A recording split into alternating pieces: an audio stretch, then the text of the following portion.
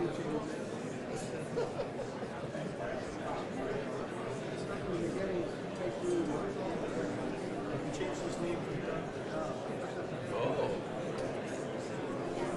Douglas Mills now. wow. Is he throwing the S? Are you throwing the S in there too?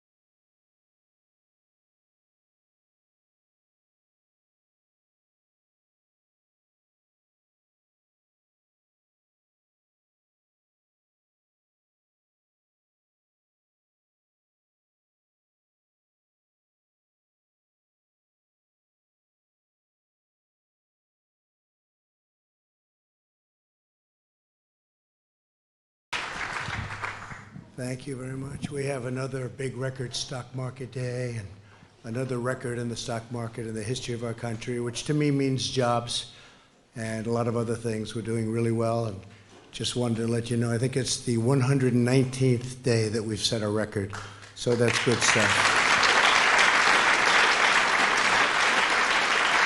So good afternoon, and thank you all for being here as we celebrate a profoundly historic milestone and a truly momentous achievement.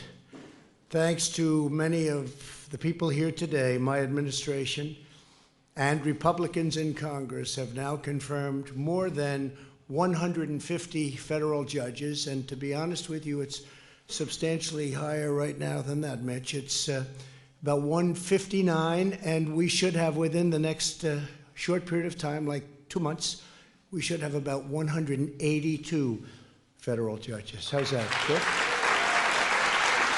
Good?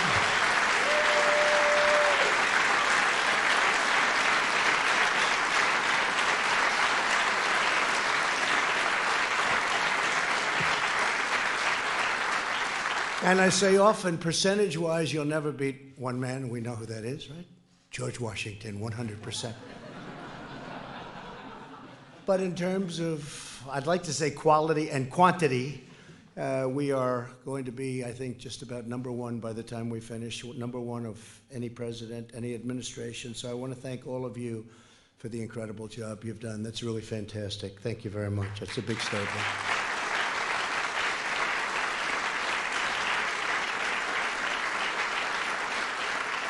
And they will uphold our Constitution as written. These distinguished men and women are some of the most gifted scholars, respected jurists, and finest legal minds ever placed on the federal bench. Together, we're restoring American freedom, defending American justice, preserving the extraordinary vision of our founding fathers. We're delighted to be joined on this special occasion by Vice President Mike Pence. Thank you, Mike, very much. Thank you, Mike. And Attorney General Bill Barr. Thank you, Bill.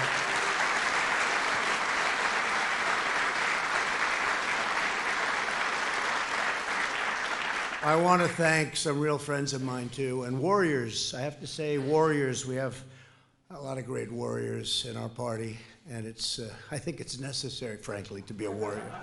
If you're not, you got a problem, right? But I want to thank Chairman Lindsey Graham. Lindsey, thank you very much. Great.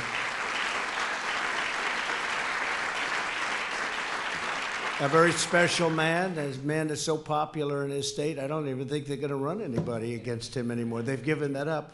Chuck Grassley, right, Chuck?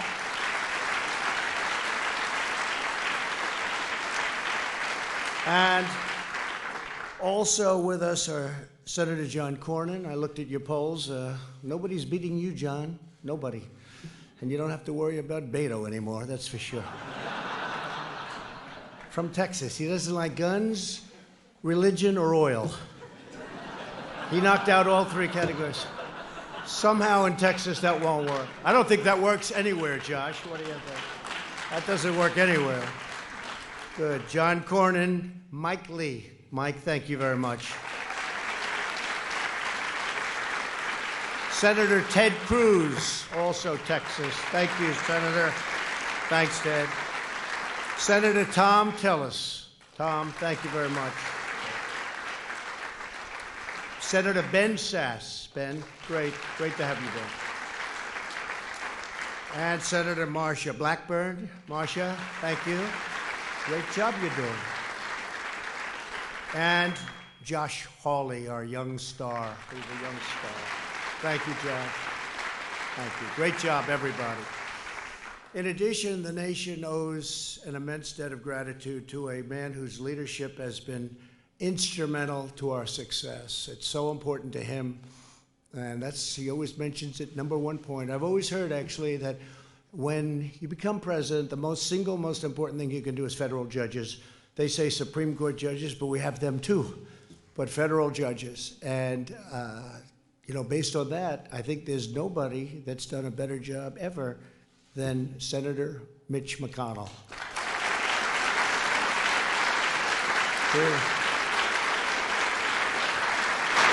two. Stand up, Mitch. Stand up. Come on. Stand up.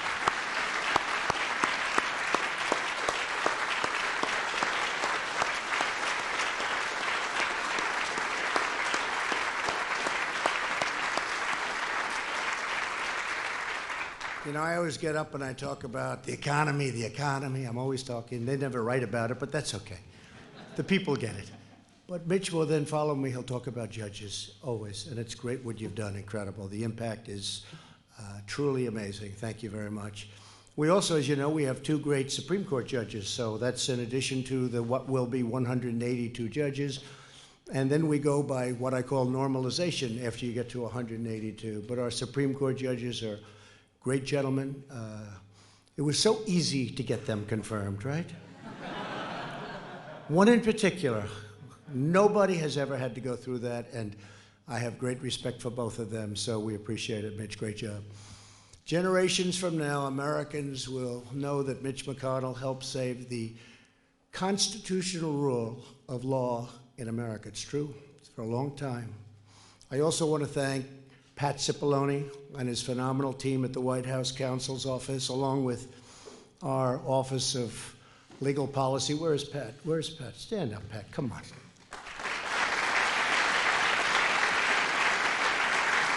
He's the strong, silent type.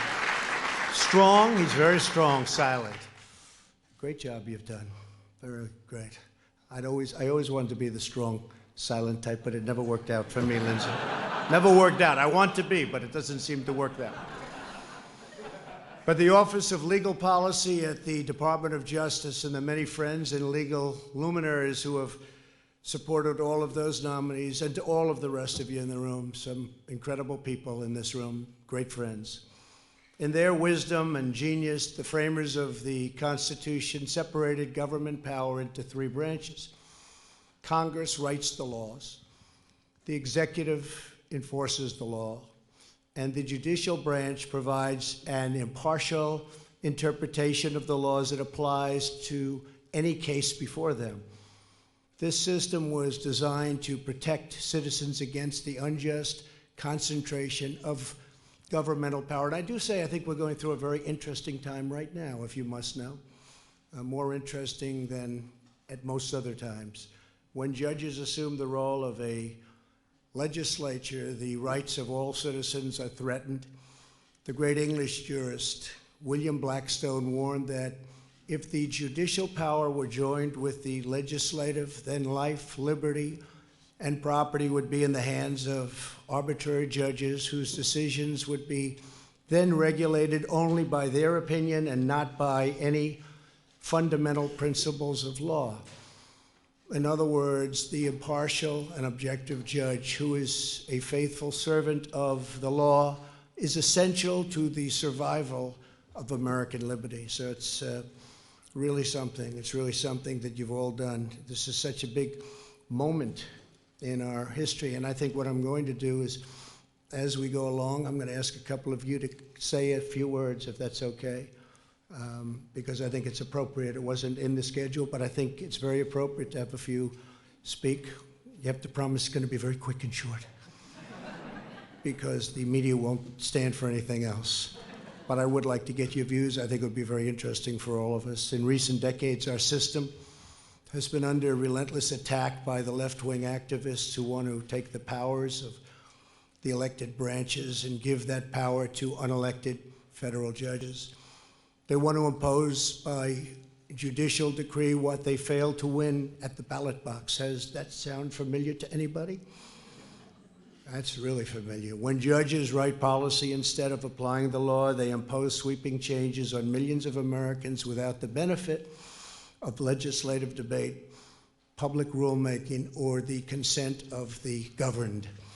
As a result, these highly political rulings inflict painful damage on our security, society, and economy, imposing unworkable edicts on businesses, workers, families, and law enforcement really alike. They give many, many bad nights to many, many people, including presidents.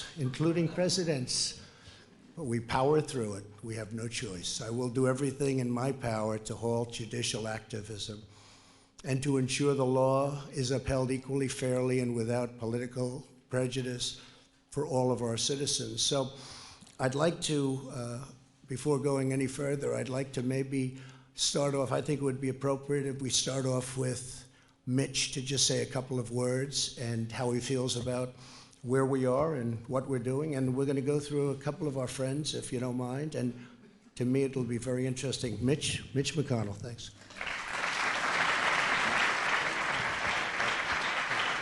Good.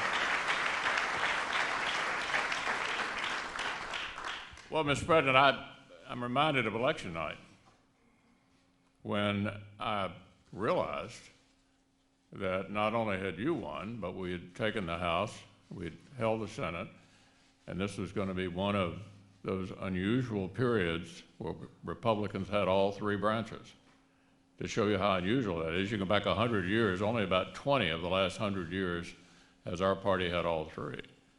And we got a chance to set the agenda, an opportunity to move the ball in the right direction.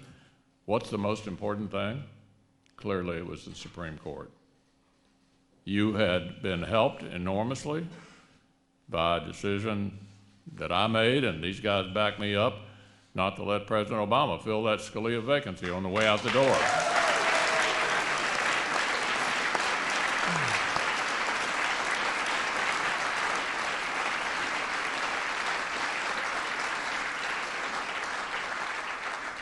And boy, you didn't blow it. Neil Gorsuch is an all-star, isn't he?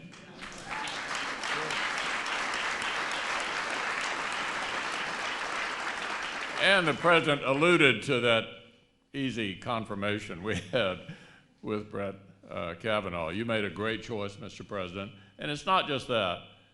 The circuit courts, where 99% of litigation stops, are full of bright, young men and women who believe in the quaint notion that maybe the job of a judge is to follow the law. And so, Mr. President, this is one of the many ways you're helping to make America great again. Thank you so much.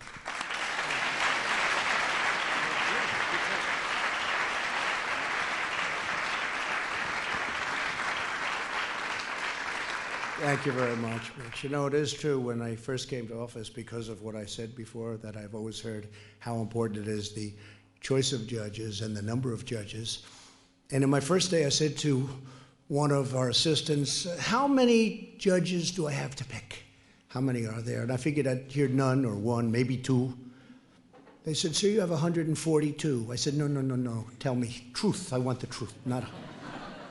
That was it. And I say, thank you, President Obama, very much. But it was 142 empty slots, and nobody can believe that. And I couldn't believe it and didn't believe it, but now I believe it, because now we've got so many approved, and we're going to hit that magic number. And then it's going to be a lot more from there, because you do have a lot of, through normalization, leaving and other reasons, retiring. I never want to mention the D word, the death word. I won't mention death, but that happens too. But we're going to be picking up a lot. A man that I have a lot of respect for, and everybody does in the Senate, Chuck Grassley. Come up and say a couple of words, Chuck. Come on up here.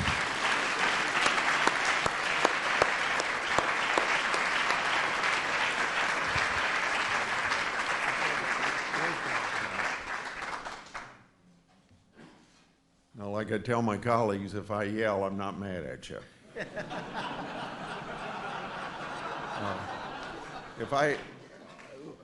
Let me say what set the stage for this before any of us had anything to do with this.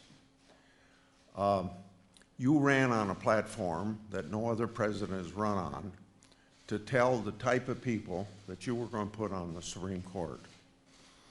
And named 20 or 25 people, and that list is still out there. And it's made up of just the kind of people that Mitch McConnell's talked about, you've talked about, people that are constitutionalists. And you kept your word. And 20% of the people voted for you based on the proposition of the kind of people you were going to put on the Supreme Court. So a lot of candidates for any office run on a platform, but they don't stand on that platform. And I think what's important about not only the judges that you have appointed, along the lines of what you promised the people you were going to appoint, but also a lot of other issues that you stand for. And the people of this country ought to be complimented that we have a president that said he was going to run on a platform, and he stands on that platform, and you've particularly done it for judges.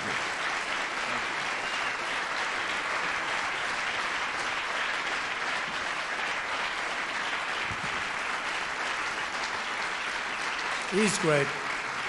Thank you.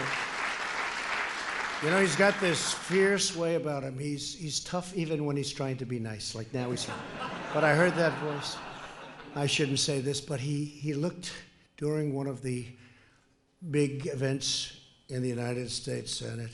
He looked at a guy named Comey. He said, "Did you leak?" And he was being nice. And Comey choked. He didn't know what to say. He was so frightened of this guy. He choked. I want him to start looking that stuff up, by the way, please. Please look it up. A lot of choke there. Another man who's been incredible, and he's been a friend of mine for a long time. We actually competed against each other. He wasn't at all nice during the campaign. And who would have thought we would have become good friends, right? Who would have thought? But we did. And I could say the same for Ted, right? Well, we were good friends and then really bad. They said, "When will it get bad?" The media. It's like the Academy Awards. Look at all the media. Before, when it was successful. It died when they went after us, okay, the Academy Awards. Just a regular program now. But I said, Ted and I get along good. In fact, he was having a big event near the White House, and he wanted to get more people, so he invited me. He said, "Can you come?" I said, "You know, we're running against each other. This is true." And the press said, "Well, you two guys are actually campaigning together, and yet you're fighting each other for the nomination." And I said, "That's right, we like each other. We get along great. I think he's great. We both had this incredible relationship." I said, "But don't worry, it'll end. And when it ends, it'll be really bad, probably worse than normal."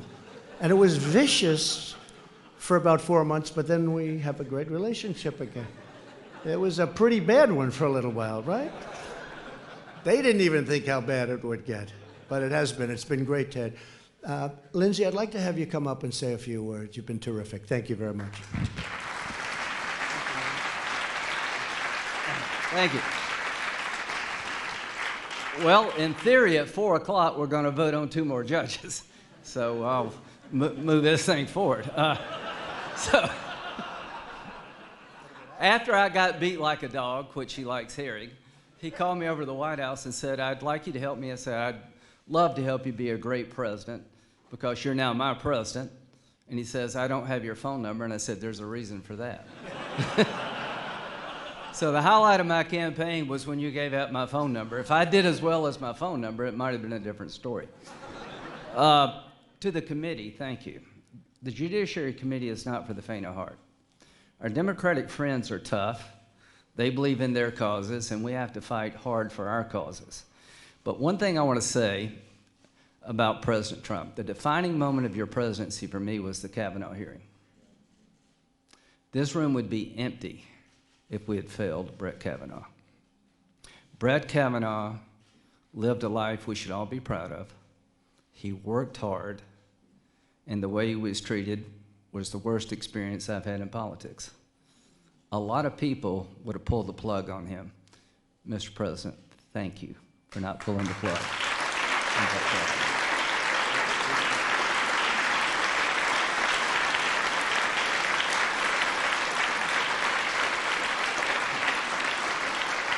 And let me tell you why it's important. Who would have been after Brad if he had went down? What conservative young lawyer would want to go through this if we'd failed Brett Kavanaugh? So Chuck was right. When you run and you get reelected a year from now, one of the main reasons is that people in the conservative world believe that you fight for judges. God bless you. Thank you very much. Thank you very much. Very nice. But we can say that for everybody here. We had, I don't think any, look, I know you all very well. I don't think anybody had any thoughts of doing anything different, at least in this group. I will say, and that includes Mike. At that time, we didn't know Bill. He wasn't involved. You came at a good time, Bill. That was a tough time. But you know what? Nobody in this group, I will say, though, and you know this, and Mitch knows this, there were plenty of other people that were saying, let's go to maybe another choice. And they didn't say it so nicely. And the people that you know very well, the people that you work with every day, but I can tell you, I know every one of you very well, and there was nobody that I think even thought about it in this group, right? So not anybody.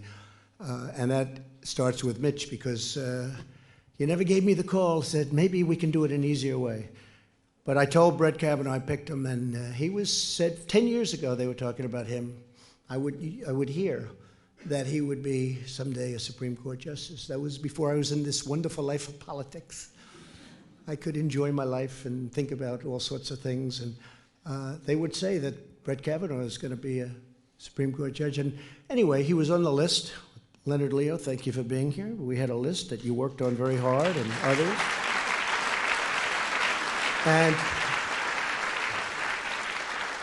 And it did have an impact. It really did have an impact on the election, if you think about it, because people knew me very well, but they didn't know. Was he liberal, conservative? Who are the judges? And I'd hear so much about, but who are your judges? And I did come up with an idea to pick 20 and 25 people. Ultimately it was 25, and we put great people on. We have great people on there right now. We have 23 left, right? Great people. Every one of them is terrific. But I went with this list.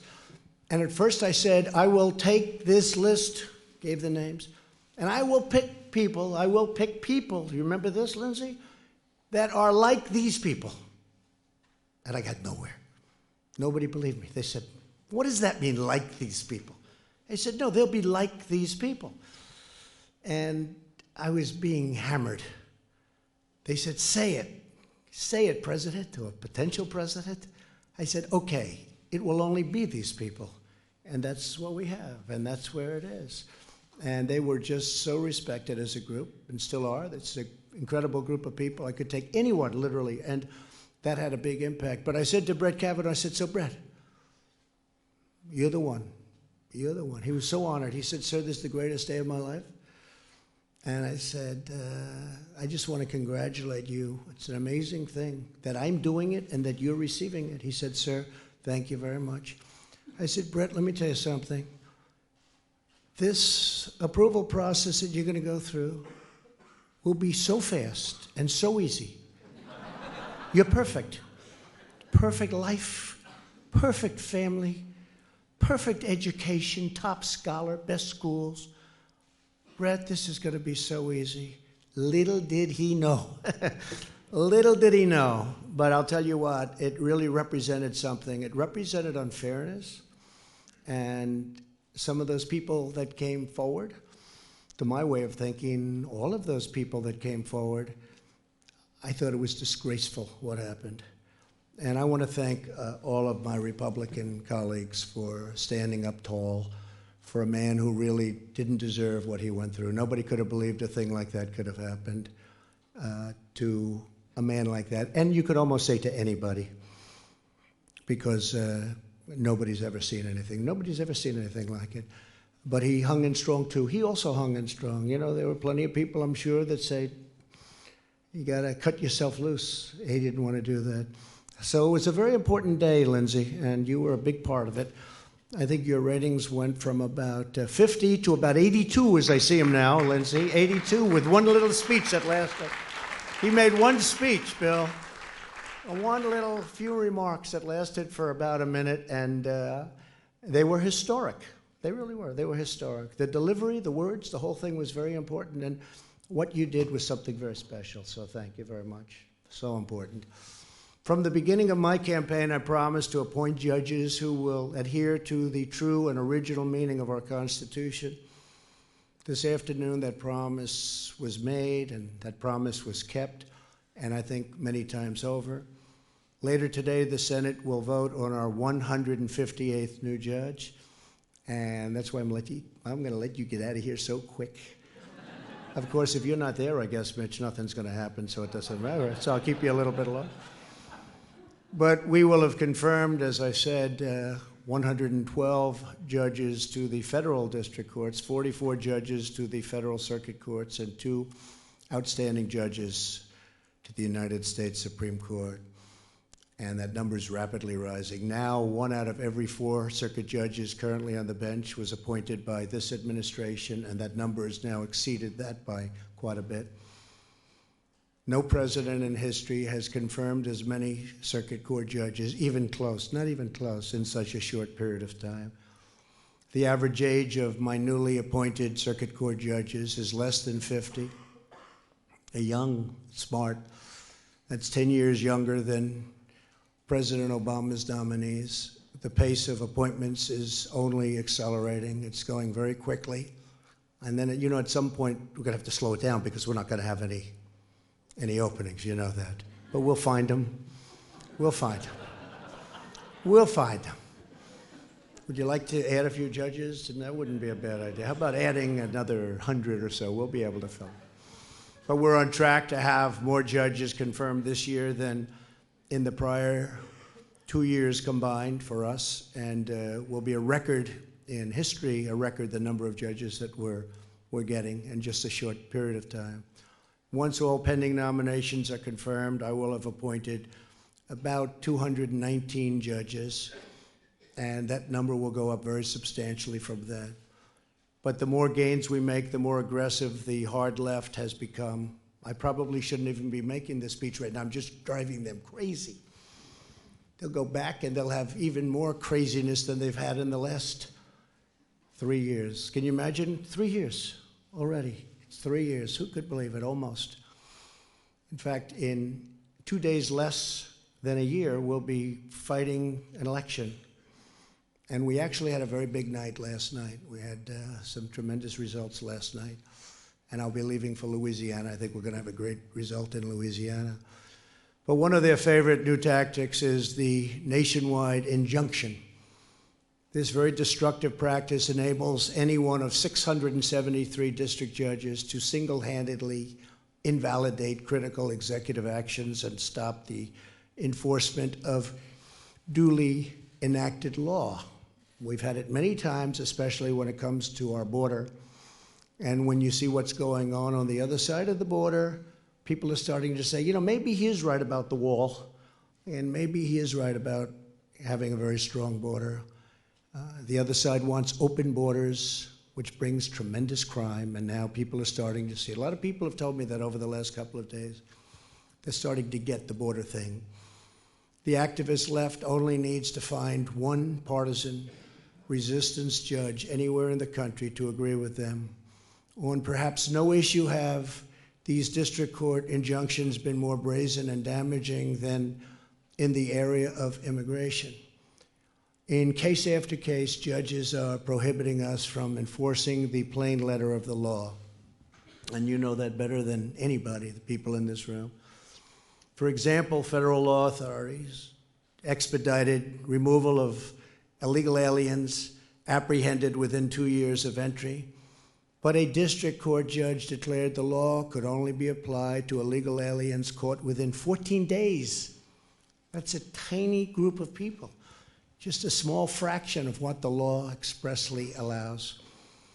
In the words of the late great Justice Antonin Scalia, whose son, thank you very much for the approval, Gene is now our Secretary of Labor. He's a great young guy.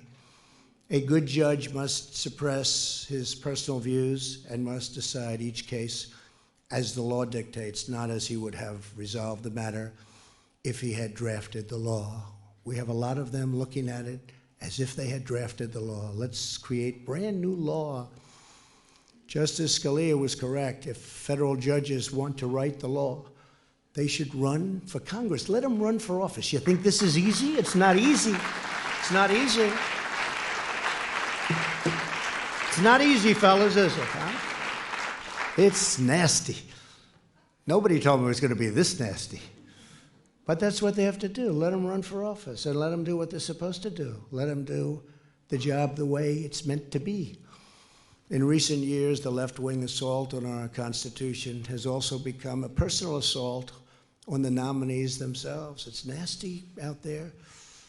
And You're right, Lindsay. One of the reasons it was so important was that people watch this and they don't want us giving up on them.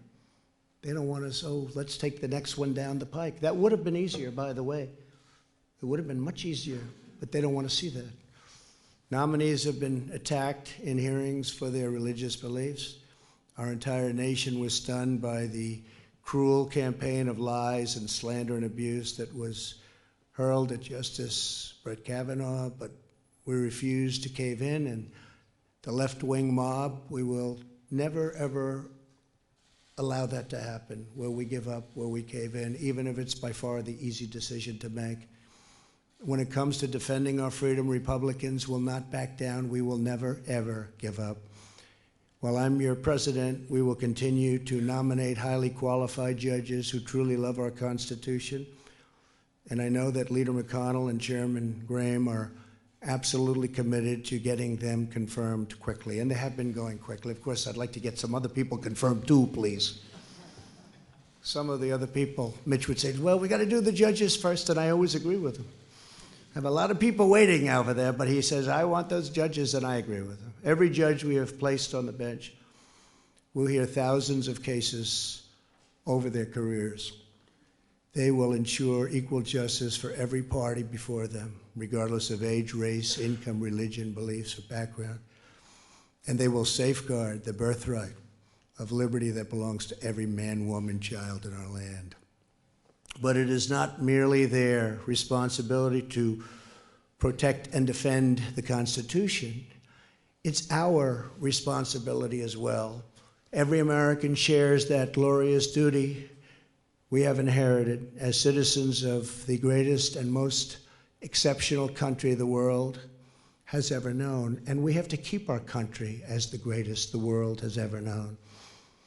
Because that great title can end if we are foolish and if we make mistakes. You see what's happening? You see what's going on? You see the statements that are made? And the ideas being put forward.